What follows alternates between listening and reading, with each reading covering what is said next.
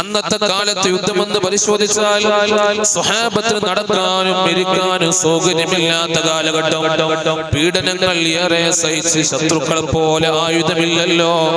അവരെക്കാളും പ്രയാസത്തിലായി കഠിനമായി വിശപ്പ് സഹിച്ച് പട്ടിണി കിടന്നിട്ടാണ് അവർ യുദ്ധത്തിന് പോകുന്നത്. സൗകര്യങ്ങൾ വളരെ കുറവ്.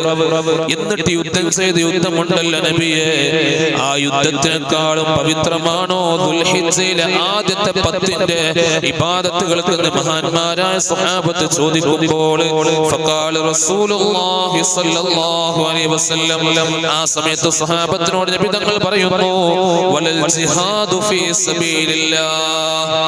അങ്ങനെ പീഡനങ്ങൾ സഹിച്ച് ത്യാഗം സഹിച്ച യുദ്ധങ്ങളുണ്ടല്ലോ, അവകളെക്കാളും പ്രതിഫലം ഈ ദുൽഹിജ്ജയിലെ ആദ്യത്തെ 10 അമലുകൾക്കാണ്. മഹാനായ ഹബീബുനാ മുഹമ്മദ് മുസ്തഫ സല്ലല്ലാഹു അലൈഹി വസല്ലം